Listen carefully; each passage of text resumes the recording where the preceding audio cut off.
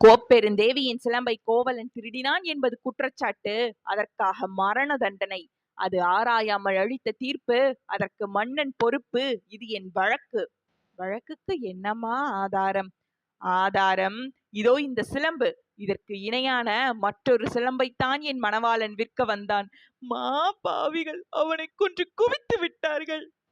அப்படியானால் தேவி அணிந்திருக்கும் சிலம்பு அவைகளில் ஒன்று என்னுடையது. அதற்கு அடையாளம்? அடையாளம் வேண்டுமா? 1000 கேள்விகள் என்னை கேட்டு உன்னை குற்றமற்றவனாக ஆக்கிக் கொள்ள துடிக்கிறாயே. இப்படி ஒரு கேள்வி நேருக்கு நேர் என் அத்தானை கேட்டிருந்தால் நீதி வழுவா நெடுஞ்செழியன் என்ற பெயர் உனக்கு நிலைத்திருக்குமே. என் அத்தானின் உயிரும் தங்கி இருக்குமே. தேவி அணிந்திருப்பது உன்னுடைய சிலம்பு என்பதை மெய்ப்பித்து காட்டுவாயா?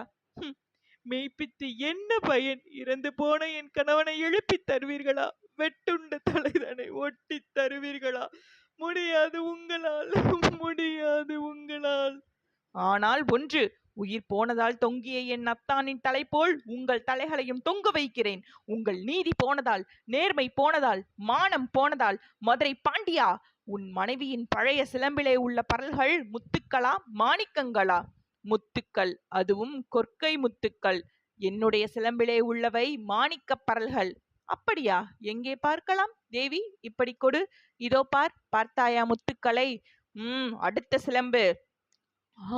மாணிக்கங்கள்.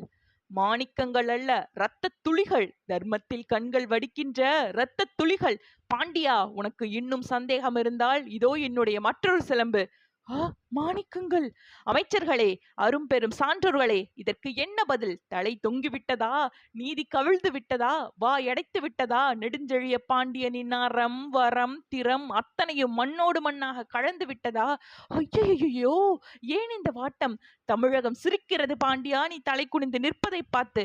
தமிழ்நாட்டு மறைநூல் திருக்குறள் கேலி பேசுகிறது பாண்டியா, நீ நீதி வழங்கிய செய்தி கேட்டு.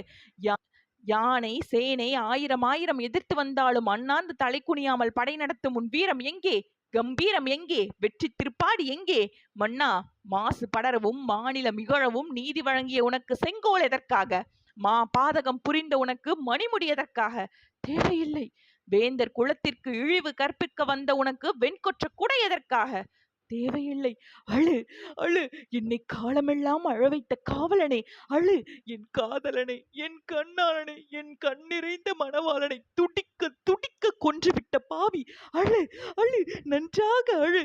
கண்ணகி, உன் கணவன் கல்வன் அல்ல, கல்வன் அல்ல. ஆராயாமல் அவசரத்தில் அவனை கொன்று வருக என்று